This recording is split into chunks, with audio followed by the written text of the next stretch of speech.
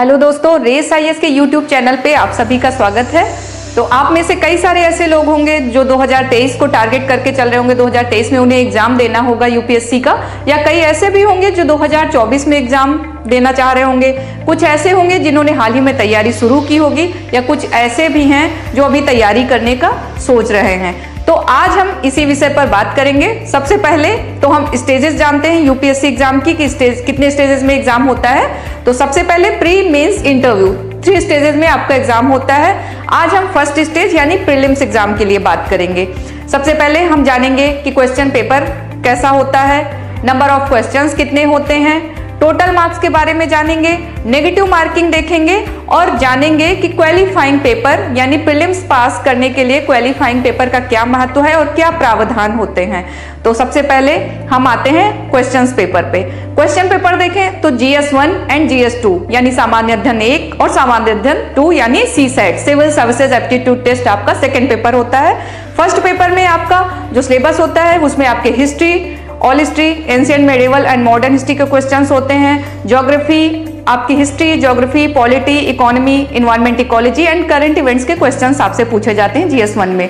GS2 का जो आपका पेपर होता है उसमें आपका comprehension, interpersonal skill, reasoning, decision making and maths के क्वेश्चंस होते हैं। टोटल मार्क्स पे आते हैं तो टोटल मार्क्स में अगर देखा जाए तो आपका पर क्वेश्चन 2 मार्क्स का होता है, यानी 2 नंबर का आपका एक क्वेश्चन होगा, यानी 200 मार्क्स 100 क्वेश्चन का पेपर है आपका, और 200 मार्क्स के आपका टोटल मार्किंग है, यानी एक क्वेश्चन आपका 2 नंबर का है। सेकेंड पेपर जो CSAT का है उसमें टोटल 80 क्वेश्चन है, उसमें एक क्वेश्चन आपका 2.5 यानी 2.5 मार्क्स का है। इसके बाद हम आते हैं नेगेटिव मार्किंग पे। तो नेगेटिव मार्किंग में देखते हैं 1/3 की नेगेटिव मार्किंग है। अगर आपने 3 क्वेश्चन गलत कर दिए हैं तो आपका एक जो सही क्वेश्चन है उसके मार्क्स कट हो जाएंगे। सीधे शब्दों में समझाने की कोशिश करते हैं कि अगर आपने 100 के 100 क्वेश्चन अटेम्प्ट कर दिए हैं, ठीक है, तो आपके 30 क्वेश्चन गलत हो गए हैं। अब आपके पास 70 बचे। 70 से 10 क्वेश्चंस के मार्क्स हटा दीजिए, 10 क्वेश्चन आप हटा दीजिए, उसमें से आपके पास क्वेश्चंस बचेंगे 60। अब 60 × 2 आपके मार्क्स होंगे 120।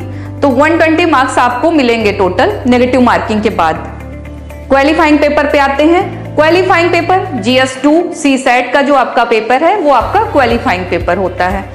इसको क्वालिफाई किए बिना आपका पेपर जो कट ऑफ बनती है, जिससे आप ये फैसला होता है कि मेंस का एग्जाम कौन देने के लिए एलिजिबल होगा, वो उसके लिए सबसे पहले आपको CSAT का पेपर क्वालिफाई करना होता है। क्वालिफाइंग के लिए क्या प्रावधान है, उसके लिए आपको जो पेपर होता है 80 क्वेश्चंस होते हैं, उसमें आपको नेगेटिव मार्किंग हटाने के बाद आपके जो टोटल क्वेश्चन सही होने चाहिए वो 27 क्वेश्चन सही होने चाहिए।